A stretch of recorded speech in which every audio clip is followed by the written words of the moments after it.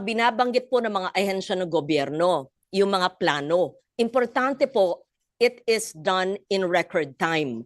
At ang pinakamahalaga ay alamin magkano ba ang continuing appropriations sa GAA 2025 na maaring gamitin ngayon sa krisis. Pangalawa, ano ba ang nakaprovide sa GAA 2026 na pwedeng gamitin para sa krisis na ito? Huwag na tayo lost in translation or nagmamaang-maangan na may krisis. Until we define it as a crisis, we will not act in record time to save our people. So, each agency represented here must act as if we are in a crisis, because we are in a crisis. Anybody who says, chill lang tayo, wala namang krisis. No. Halintulad ko sa climate crisis. Not now. If we never admit there's a climate crisis, we will not take care of our climate and environment. If we do not admit that there's a crisis in the Middle East affecting our OFWs and their families, affecting the prices of our petroleum products, energy, food prices, transport, and displacing millions of Filipinos, the agencies will not act with urgency. And so that is what I put on the table. And what I would like to hear, Mr. Chair, is magkano ang pondong available? Hindi promise ha, hindi saro na walang NCA. From continuing appropriations in GAA 2025, and how much was appropriated? Because of course, we did not know there was going to be a crisis of soft, meaning assistance to fisher folks and farmers, contingency fund. The End Dream Fund can be used, hindi naman yan lang sa bagyo, yan ay pwede rin gamitin. But if we have appropriated it in GAA 2026, may pera na ba? And I know we don't have money yet, because even DPWH projects are all FLR.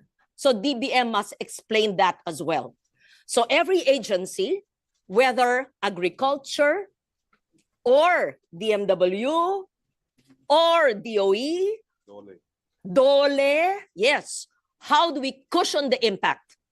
I lay that as my premise, Mr. Chair, and you being the chairman of the Committee on Finance, because we can have all these PowerPoints, pero pag kumakalam ang tiyan ng mga mangingisda, ng mga drivers, ng mga sa transport sector, ng lahat, ang dating middle class ay ngayon lower class na at hirap. So gusto natin makita ang pag-translate ng mga PowerPoint na yan na ginawa sa mga air-condition na tanggapan into actual jobs created, actual food on the table of every affected Filipino family. And I will ask, I need to know the answer. Dapat to on the ground ha, on the ground. Hindi tayo parang budget hearing tapos prospective. Paliwanag ng DTI, paliwanag ng DA, paliwanag ng DOE, paliwanag ng DBM, ipaliwanag ng lahat kung papaano at ilan ang mapapakain natin. Kamukha sinabi, 40,000 farmers and fisher folks ang matutulungan ng subsidiya. Alam naman ng expert natin sa agrikultura at fisheries, hindi lang 40,000. Yung iba, hahayaan na lang natin mamatay o magutom.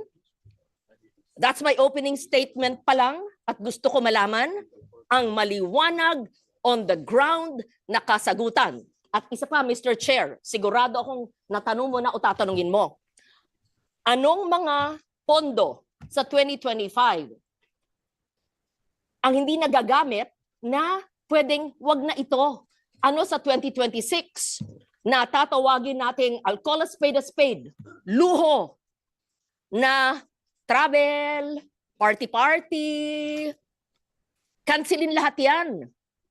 At paano yung pamamaraan na ikalap yung pondong yan para ibigay Hindi lang sa piniling 40,000 na magsasakat mangingisda. Lahat. At lahat ng mga drivers, lahat ng mga apektado sa krisis na ito. And I bring it back to my first statement. We must first admit that there is a crisis for us, for all of us, to act with urgency. And we must admit that it can't be the usual way things are.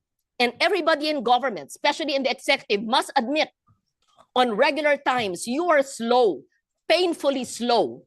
And the DBM knows this. And we know that because we've been doing the budget for decades now. Your utilization, your implementation is so slow, with the exception of some agencies like DSWD. I think SecRex is the only cabinet member. When I call half a ring, he answers. And he's quick, he's on the ground, he knows what's happening. I wish everybody could emulate that. Yung iba nagatago. So having said that, Mr. Chair, I did not want to deliver a motherhood opening statement. I want to hear from DTI, how will you lower the prices of basic commodities? I want to hear from the DOF and BIR and DOE and ERC. How will you delete the collection of VAT on those that are not supposed to be VATable? And I hope you know what I'm talking about. You better be prepared. That's my opening statement, Mr. President. This applies to everyone, all the resource persons who are here. I hope to receive the answers in the next few minutes or hours. Thank you.